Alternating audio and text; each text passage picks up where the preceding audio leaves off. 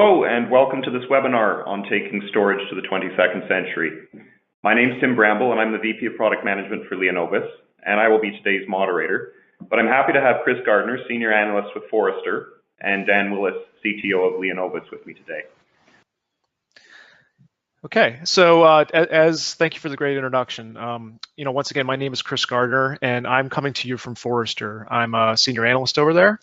What you need to know, you don't need to read this whole thing, is that I help out our clients transition to not only hybrid cloud, but software-defined data center technologies, DevOps, that sort of thing. And I came from a background of having done this for a living. It wasn't just a matter of being an analyst all this time. I actually came from industry. So I know a lot of the pain points. Next slide.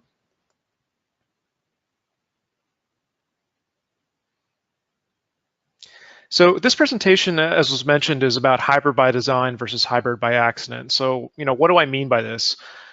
Most people nowadays, most enterprises, are doing hybrid cloud and hybrid IT by accident. They are often facing various lines of business bringing in services, whether it's infrastructure as a service or SaaS services, not telling IT until they need to integrate these pieces, or there's developers on the IT staff that are building out applications in the cloud and putting data in the cloud, and then also there's a need to connect it back.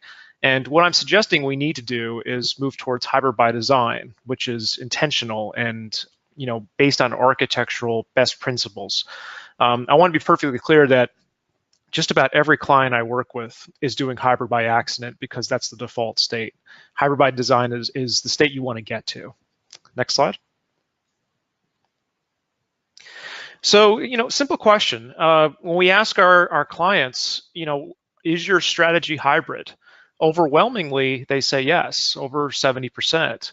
And this number has increased year to year. If you look back, say, 5 years, this number was closer to 55%. So every year that we ask this, people are saying more and more that their overarching IT strategy, and specifically their cloud strategy, is hybrid. But there's a challenge here. Next slide.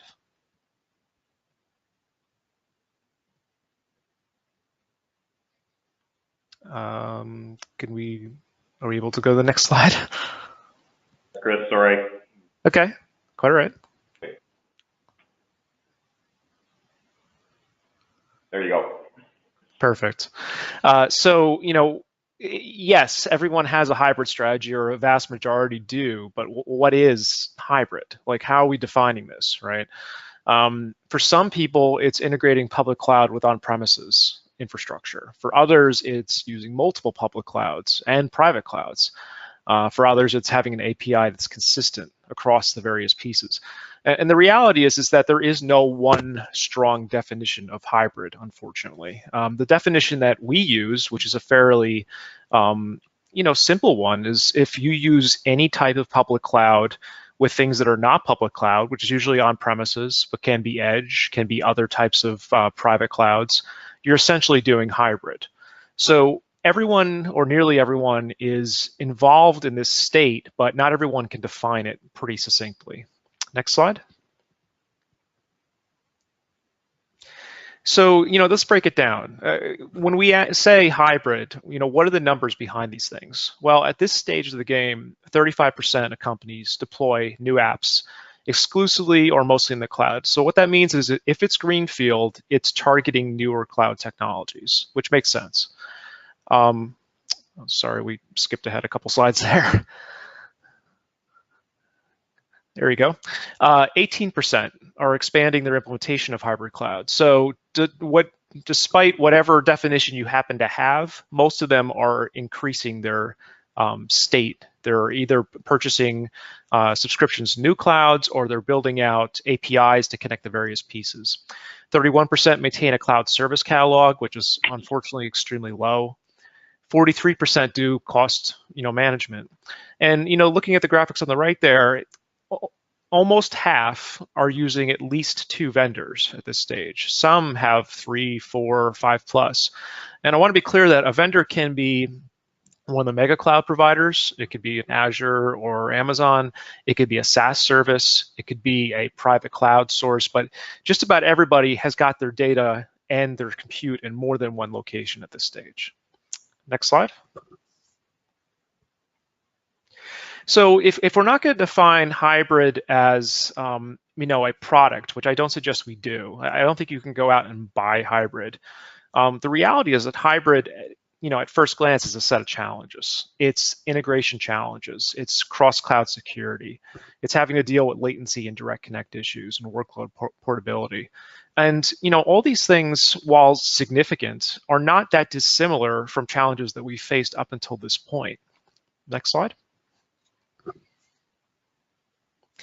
If you look at the transition from on-premises and private clouds into public, the hybrid challenges fall into 4 basic categories: management, building out the applications, data, and infrastructure.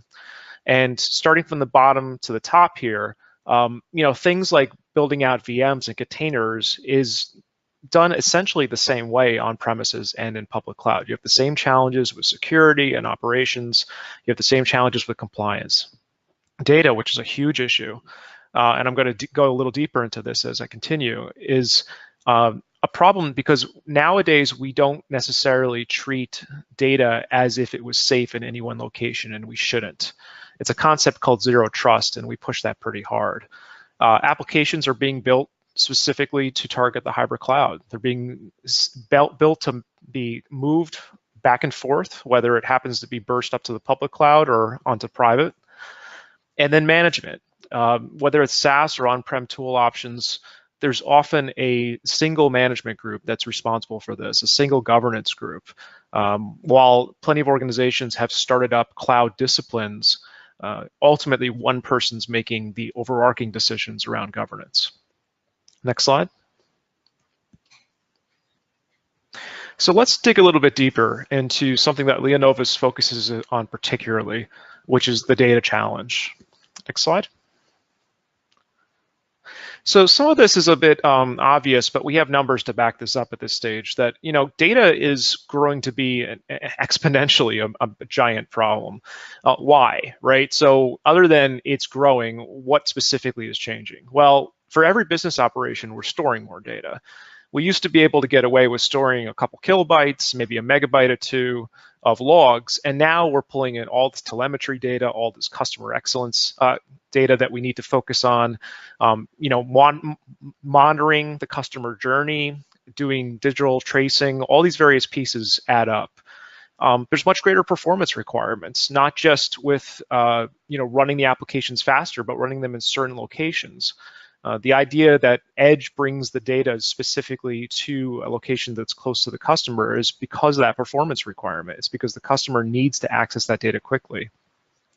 And probably most interesting is that when we ask folks, what is critical, the applications that they're supporting grow every year. It's the point where a large percentage of them are now considered critical. And you've heard this term before that every company is a software company at this point, but every company that is a software company is realizing that those applications are critical to business development, and therefore they're treating the data aspect of it very with a great gravitas. Next slide. So when we ask folks, what cloud services are you using? It's not surprising that storage comes close to the top here. It's right alongside compute and relational databases. And I want to be clear that if we were to cross-cut this, plenty of folks that use databases also use a significant amount of storage, which makes a lot of sense. So one of the primary drivers for wanting to use a public cloud service in your hybrid environment is storage. Next slide. And if we dig a little bit deeper, storage is one of the key reasons in a lot of cases why people go for a hybrid environment. Typically, it's a combination of either wanting to run production in a hybrid cloud or doing some kind of backup recovery or disaster recovery of the various data sources that they have. In some cases, they want to lower storage costs, although we're going to see that that's not always the easiest thing to do, especially if you try to get the data out of the environment. Next slide. And this is something that when we ask folks, what are your concerns about hybrid data management? There's 4 things that kind of pop to the top. First, cost, and that doesn't surprise me at all. It's pretty easy to get the data into a cloud. Often they won't even charge you for it. Sometimes they will offer to drive a truck to your data center and put some disks on there from your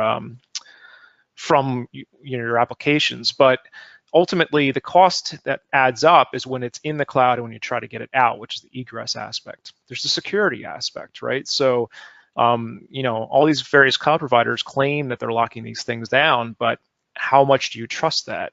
What is the potential for it to be hacked or to be broken into? And lastly, governance and compliance. As we spread this stuff out, it becomes kind of to say the least, a governance and compliance nightmare to try to figure out where data is, who's accessing it, and why. Next slide. So what we suggest you do is take a zero trust approach to hybrid data. So zero trust is a concept that grew out of the security community. It's one that a lot of government agencies are starting to leverage because, quite frankly, it's the most practical approach to handling hybrid data. Next slide. So what's zero trust? In a nutshell, it's no matter where data lives, don't trust that it'll be completely locked down. Assume that somebody can always get access to it, and therefore try to prevent that people will potentially break in, and if they do, that you react to it as quickly as possible. So it used to be, the phrase was that if somebody could get access to your hardware, particularly storage, they could probably see what you're storing. Nowadays, we believe that no matter where data is stored, you have to assume that someone will potentially try to break into it. So zero trust is data centric. It relies on knowing what the data is and who is accessing it. Based off that, you do microsegmentation. You cut out the folks that don't need to have access. You cut out devices, you cut out networks, and you cut out workloads. And this is done through automation and orchestration, and it's locked down and maintained through visibility and analytics. Next slide. So what's the process for this, right? Well, first is data discovery, which seems like such a simple thing, although a lot of the zero trust workshops I do, when I ask people, what is your data, where is it, and who has access to it, they often can't answer those simple questions. So the very first thing you need to do is figure out what you have and classify it, assign metadata to it of some sort. Next is applying intelligence and analytics, dissecting it. You assume that like PII data should be in a certain location. Is it there? Is it being accessed by people that shouldn't have access to it? Is there trends of access that are a little bit unnerving? So, for example, there's ways today to watch an HR group work with files on a file share or in the cloud. If all of a sudden one person in HR downloads a good chunk of the drive, is that possibly a malicious possibly a case for malicious intent? Maybe, but more importantly, you need to have analytics to at least pick that up so you can question it. And lastly, defend. Not only knowing who has access, but inspecting that access all the time and verifying it. Disposing of data that you don't need, which is something that most enterprises unfortunately don't do. And obfuscating. And when I say obfuscating, I also mean encrypting. Ensuring that wherever the data happens to be, that you can't piece together what it is unless you are supposed to have access to it. Next slide. And to break it down a little bit further, there's two basic concepts that involve zero trust on storage that are important. One is data control and one is data intelligence. You'll see some of the elements from the last slide on this, but data control not only involves classifying the data and encrypting it, but also you want to apply declarative policies. You want to have automation that is structured to protect the data and keep it protected, because the reality is that if you try to do this manually, you're just going to run to a wall. It's impossible. And then intelligence. You don't just need the intelligence to understand the storage of the data itself. You need to know what networks it's being accessed over and what apps and what users and devices.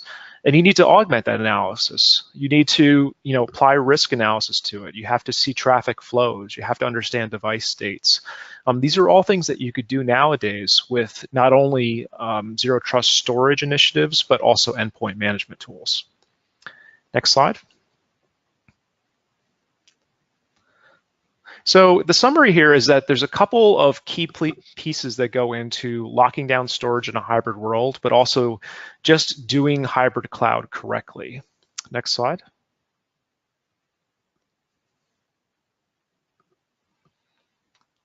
Next slide, please.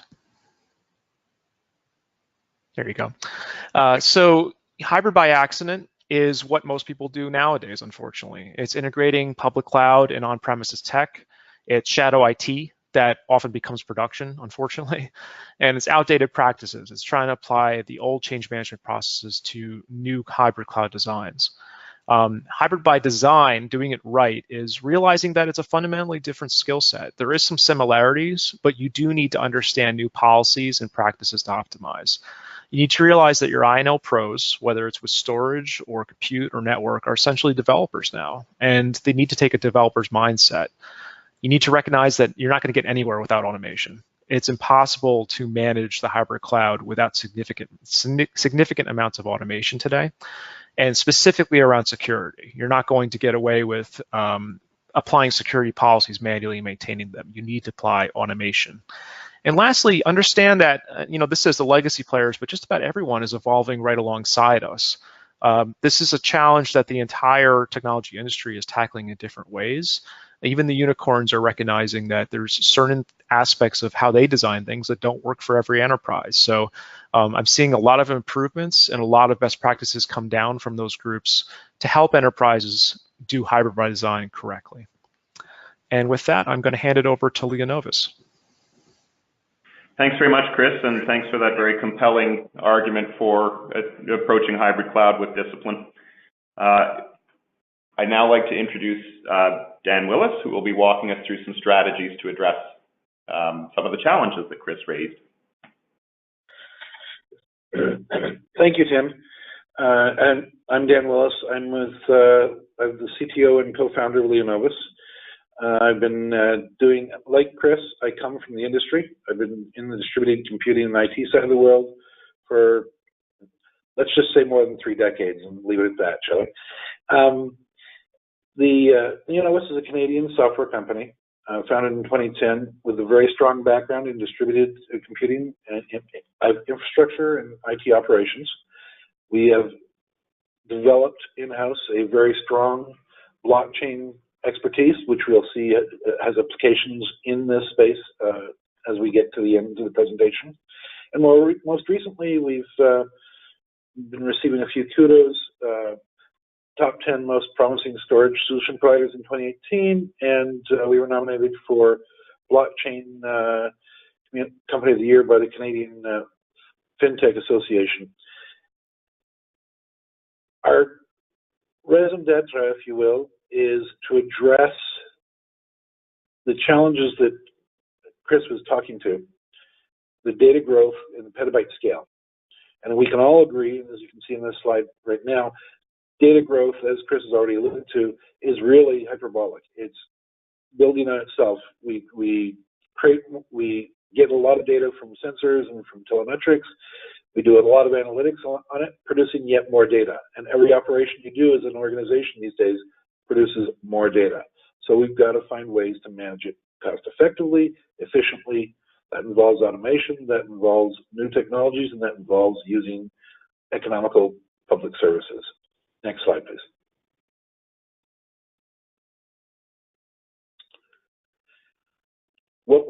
What isn't common, and just like when Chris asked the customers out there, what does hybrid mean to you? When we talk about data, usually most people are thinking in the back of their minds, they're thinking and talking about their active data, the data that they're interacting with on a day-to-day basis over the next week to 2 weeks kind of approach. But realistically, that is just the small top end of the iceberg.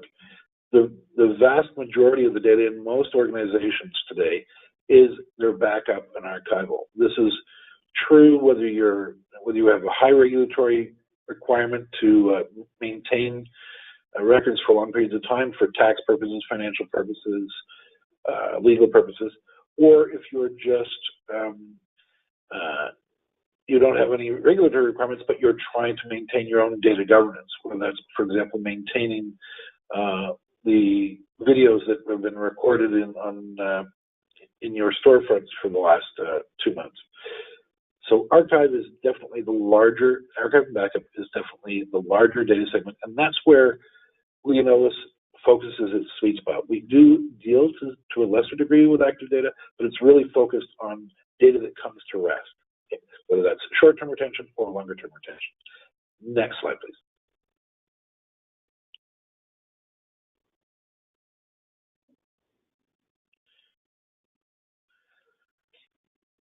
As Chris showed us earlier, customers came back with challenges are about cost management, and complexity goes along with that cost management, security, egress, and it's about data governance or regulatory compliance.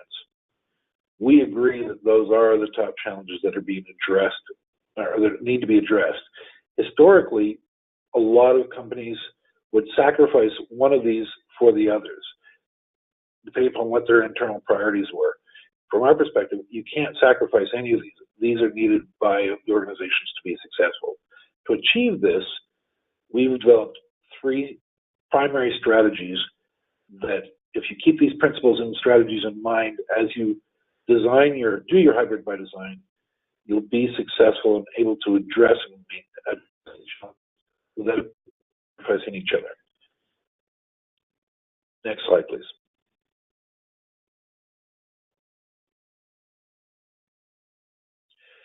Maintaining flexibility.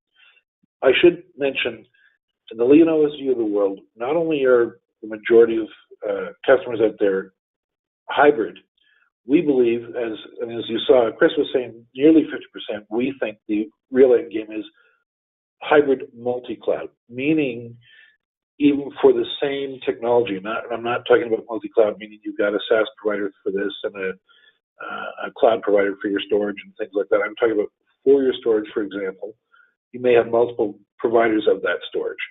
You need to be able to do that for your own business continuity perspective and disaster recovery, as well as your own managing your own costs and efficiency.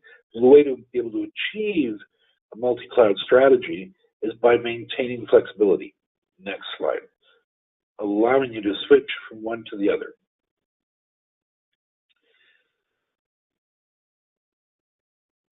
One of the other things to recognize is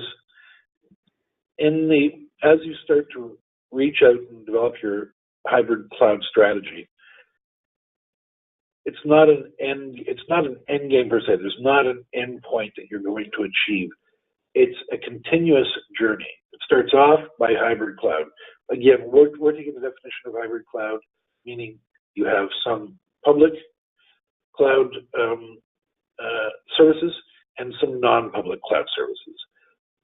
We can take it one step further. We suspect we need that you indicate that you have to have multiple public cloud service providers.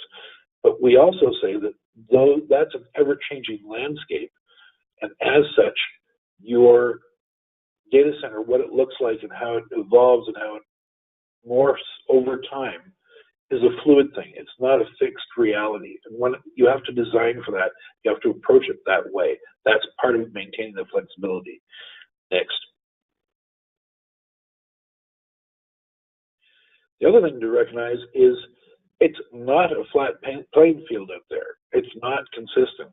Whether it's between the different providers, Amazon, Azure, Google, all the big ones, what are considered the hyper providers, as it were these days, or even the plethora of smaller providers out there, you have to look and see what is your need, what are your application and services needs and user needs within that environment. Do they need block storage, file storage, or is object-based storage the right answer for them? And the answer quite often is a blend of the combinations of these. So it's not one size fits all by any means. And in fact, even from single providers, quite often they're providing different offerings in the same categories with slightly different characteristics. An example is Amazon S3 versus Amazon Glacier. Both are object-based, significant differences in cost, performance, and expectations.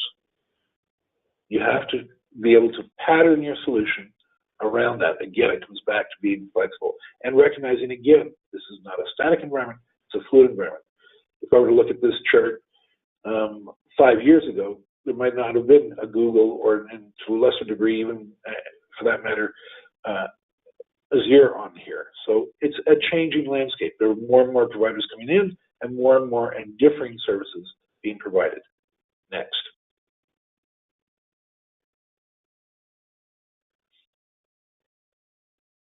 As Chris has already discussed, and I've already referred to, the large chunk of your data is that backup and archive. It's one of the drivers behind why people go to hybrid cloud services, as Chris was indicating.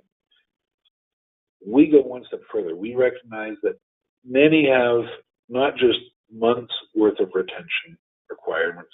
We actually have customers that measure their retention requirements in years and decades. That's an extremely difficult challenge to address when you start thinking about how landscapes change, what features they offer, what services they offer. It's a continuous evolving system. Not only that, that's just from the provider's perspective. The other challenge is you have to address the application side of the world. The data is there for a purpose. The data is there to be used, analyzed, leveraged for your business purposes. So that brings data gravity into effect. How am I going to utilize this data? Where do I locate the data so that I can get access to it, to use it, manipulate it, or to view it? And just where am I going to take it next? I may not be with the same providers 3 or 4 or 5 years from now. And most likely not when I start measuring in decades. Again, I need flexibility. The way to achieve that flexibility, Chris has also alluded to, is by taking a data-centric model. Decouple the data from the infrastructure. That's how you get this flexibility. Forget where you're storing it. Don't care about that. Where you care about is the data itself. Maintain your central focus around the data and let everything you take advantage of, as Chris is saying, you absolutely need automation to succeed. Take advantage of that automation to decouple yourself from the underlying infrastructure. Next slide, please.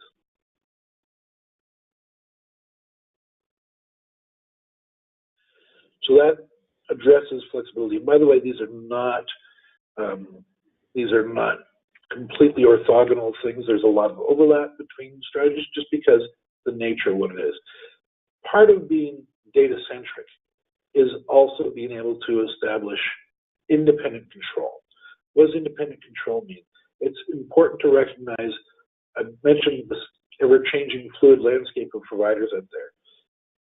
If you take a data-centric view of the world, where you're not caring about the infrastructure, that means you have to take a data-centric view of the world from your perspective of your policies, how you lock things down, how you maintain your control and intelligence. That means being data-centric and data-focused, not infrastructure-focused. So that means you're not doing things down at the level of the providers because they're shifting and changing. Let's move on.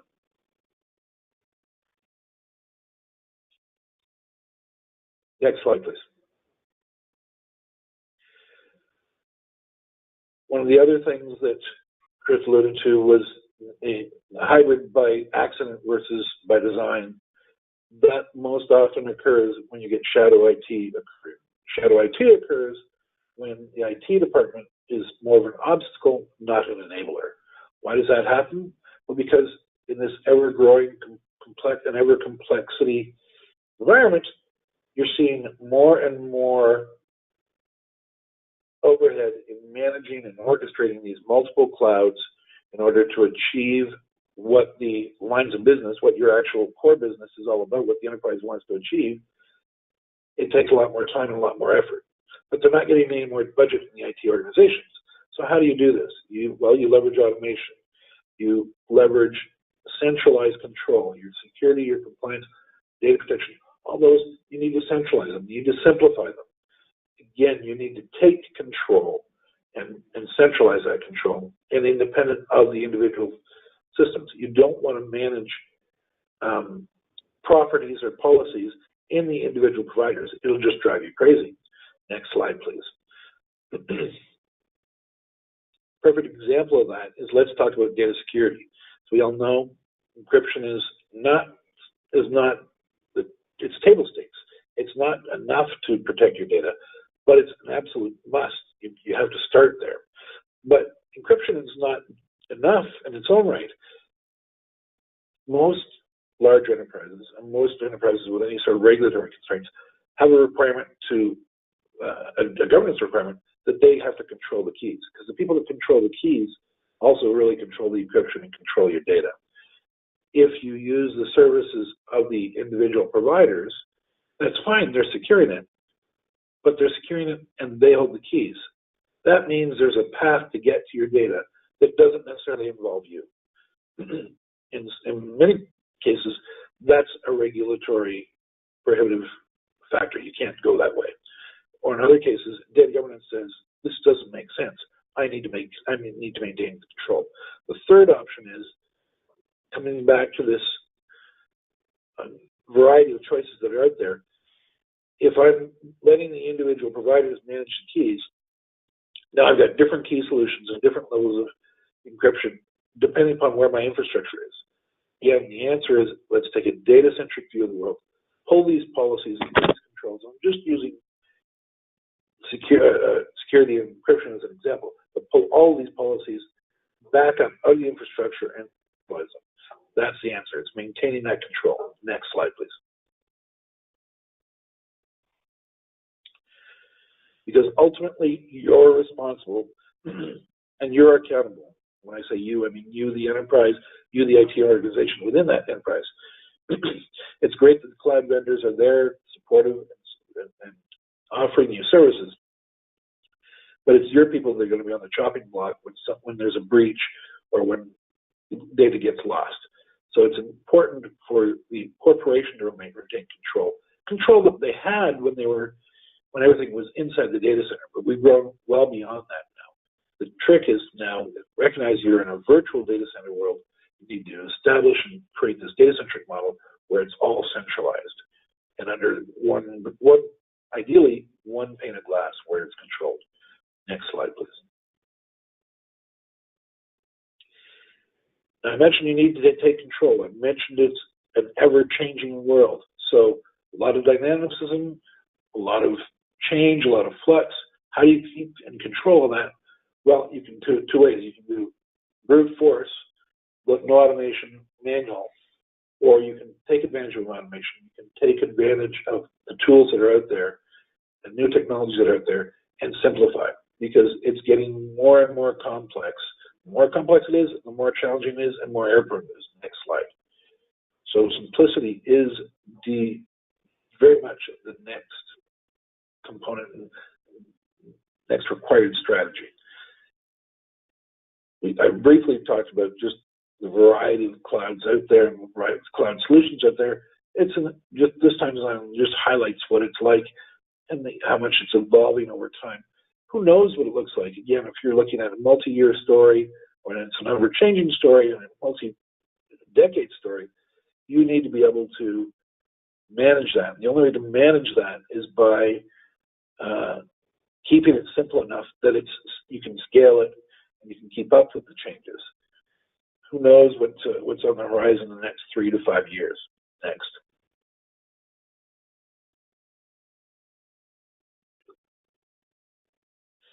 And the answer is, it's not the brute force approach. Unfortunately, we're all human, and to err is human, to forgive is not corporate policy. The reality is, we're human, we make mistakes. That's why you need to take advantage of automation. Even the hyper providers have succumbed to the problems of human issues. So the downtimes they've experienced have always been traced back to simple human error. So the fewer humans that are needed to manage your environment, the more it can self-manage, or the fewer number of screens and the fewer number of distracting ways to manage it, the better you can go. So the idea, again, centralize in one spot, make it a single pane of glass, manage it from the data perspective, not the individual providers. Next, please.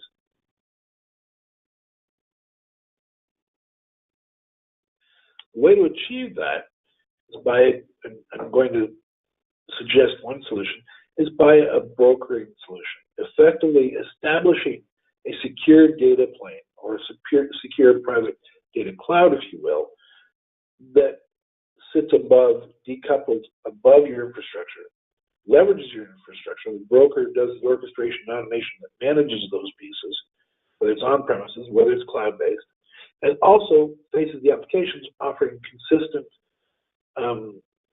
access for applications, users, and services to make use of that data. So things can change underneath. The infrastructure can change. Your broker system, your secure data plane is maintained. Your broker system manages that infrastructure. Continue. Next, please.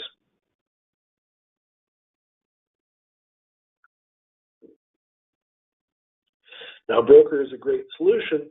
How does that work? Well, by embracing some of the new strategies and technologies that are out there, some of which have been becoming commonplace, but some are not. Next slide, please. Some are brand new. That's how we start to embrace some of the automation, achieve these data-centric, secure data planes, if you will. Software-defined storage, perfect example. It's a way of decoupling your data from your infrastructure. It has to be done at the right level. You have to be careful because you can end up with software-defined storage that can actually be another vertical of its own, just like any other provider. Object-based storage solves a lot of problems. It takes your unstructured data and recognizes that, you know what, I don't need to map it into a very complex and intricate hierarchical file system. I can just keep it in containers, select buckets or containers of like things where typically I may want to apply like policy or they have the same meaning from a data perspective. One of the newest players on from a technology perspective on the playing field is the introduction of blockchain. There's a lot of dabbling out there in blockchain. A lot of people are, when they hear the word, are near the headlights, afraid of the technologies, or not sure they understand it, just as they did from cloud a decade ago. But the reality is blockchain does bring huge value, in this virtualized world. And I'm going to show you how this works. Next slide. Let's talk about how Leonovus addresses these specific and provides these specific technologies. Leonovus' data solution is focused really around your object-based storage solution.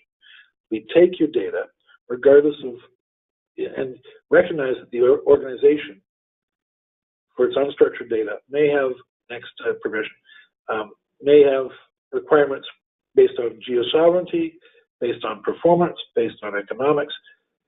They want to structure their data around their business requirements, not around where the infrastructure resides and lies. So that's why, but they also want to address and use their existing infrastructure. Leonovus is not about selling you new equipment. It's using your existing hardware, your existing software, and your existing cloud providers. Next progression, please.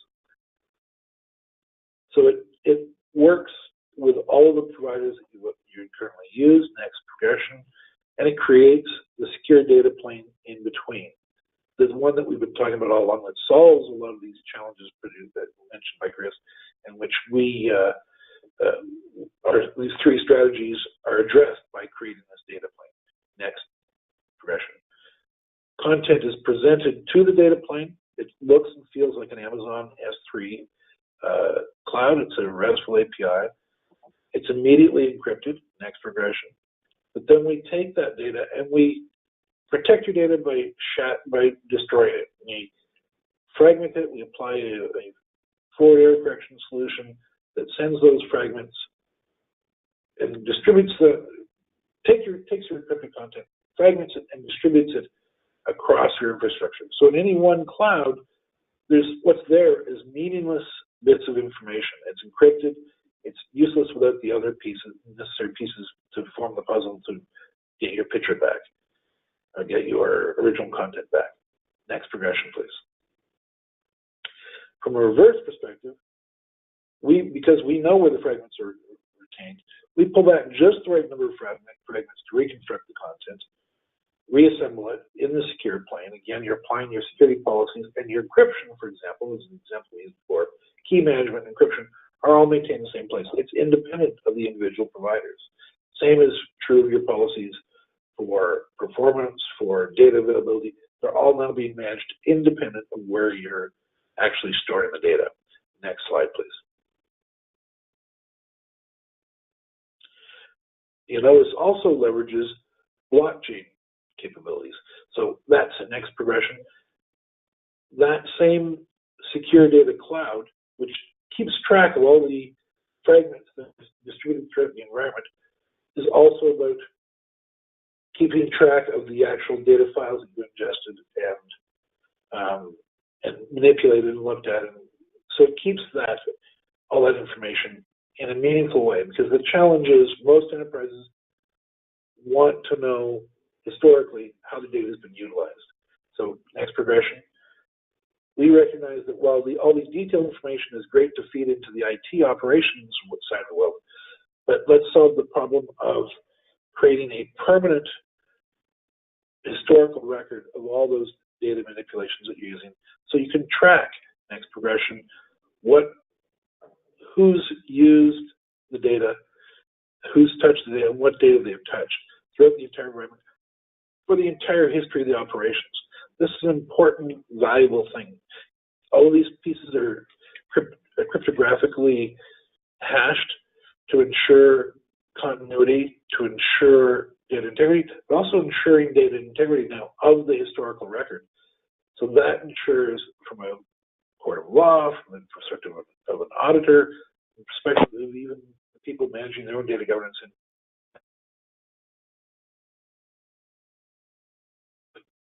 changed history. It's by keeping it in blockchain, which is distributed in its own nature, even with admin privileges, they can't change history. They'll be detected, and we'll know the impact of such a breach. Next. So why do we use Leonovus? As we've said, we address the main strategies that address Chris's challenges. You can maintain flexibility. Next.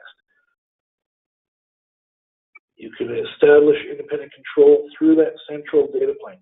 You're decoupled from the data, you're not dependent upon the data. You can change the data providers and service providers over time. You don't change what you control, how you interact with the data from an application perspective, and the policies you apply. If you have to retain something for 10 years, it doesn't have to stay in the same provider for 10 years. You can move it and morph it, but you know that it's being retained for 10 years. Next, please. And finally, it keeps it simple. It's a single pane of glass. It's one person, it's part of a person to operate. Regardless of the number of providers you put behind the system, it's automating for you. It's doing the orchestration. It's not increasing in complexity as your ever-changing landscape evolves through time. And with that, I'd like to thank you for your time and open things up. We've got some suggested reading that you can use after the fact. I'd like to open it up to questions. Tim? Thanks, Dan. First off, I'd like to thank Chris Gardner very much for his participation in the webinar. Some really interesting things to think about, setting the tone. And thank you, Dan, for walking us through some of the strategies for addressing that. With that, let's take the opportunity now to answer some questions that have come in. Our first question, I believe, is for Chris. The question is, what is the weight of public cloud versus data center deployment? Is there a shift to one side or the other? Yeah, it's interesting. If this question was asked 3 to 5 years ago, everybody was in a rush to move into the public cloud. And I don't want to, dismiss the value of public cloud. It has tremendous value, but we are starting to see a little bit of a shift back towards regular data centers and also the edge. There's a recognition now that you want to put the workload and the data where it belongs. And sometimes that is the public cloud and sometimes it's in the data center. So the answer to that question is there's a slight shift back, but don't expect everything to be pulled back from the public cloud. There's too much value in that. Thanks, Chris. another one for you, I believe. Containers provide a relatively standardized way to move applications between clouds. Should we expect to see something like this in storage? Yeah, and I think we already are starting to see something like that. Obviously, the solution that Leonovus provides a means to abstract some of the difficulty of configuring the storage on the various cloud services once you get it going. I think what we're running into is a recognition that some things should be abstract by default as a means to simplify deployments and obviously to lock them down. And storage is one of those things. Now, do I expect a POSIX-like default to occur as is occurring with containers? Maybe not. But I would like to see a little more abstraction so you don't have to figure out, okay, this is the API for Azure, this is my API for my local storage. They're completely different, and I need to tackle them in different ways. Thanks. Another question is, what happens to control access if you lose one or more of the storage nodes? I think, Dan, this is probably for you. So I was glossed over really quickly. When we do the shredding within the data plane, before we distribute the fragments, we actually generate more fragments than are needed to reconstruct the content. So you can lose storage nodes, storage endpoints, and still be able to completely reconstruct your data. And the number of fragments versus the number needed to reconstruct is a tunable parameter within the environment. In fact, you can have different classes of service meeting different requirements within the same secure data plane. So that's an example of applying policy above the infrastructure, that you can apply different policies from a centralized place. Thanks, Dan. Another question's come in. This sounds an awful like RAID. Is it analogous, or how does it compare with that technology for disk? This is very, very analogous to RAID. It is effectively RAID across the multiple cloud universe. The only difference is in the RAID world, when things break, you have to go by and rebuild the file system, which is a very painful approach to doing things. This is a self-healing, self-maintaining thing where we maintain the data integrity with everything from fragments all the way up to the individual files and objects themselves.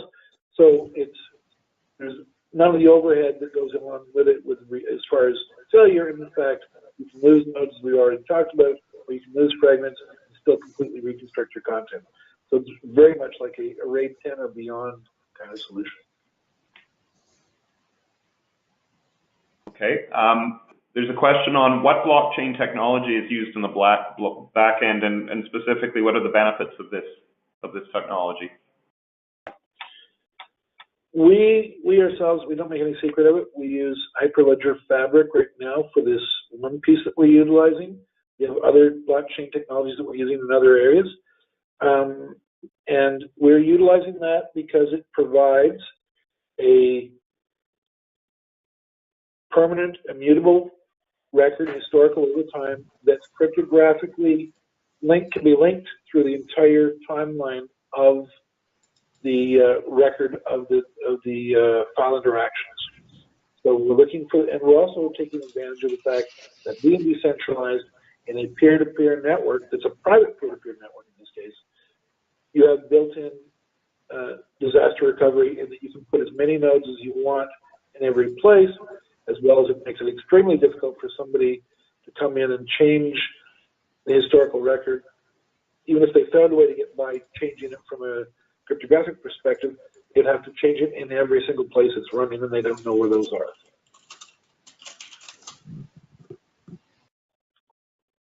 Great, thanks for that. I think we have time for one more question, and I think this one's to Chris. Where should I start with Zero Trust?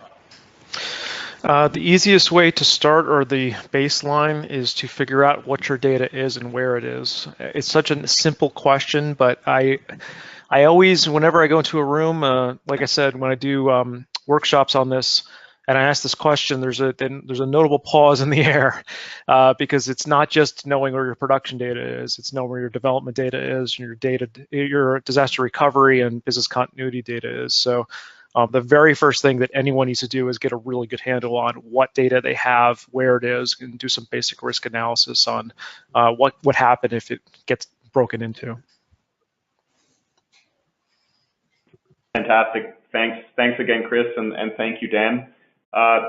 Thank you to the audience for joining. I hope you found today's session informative.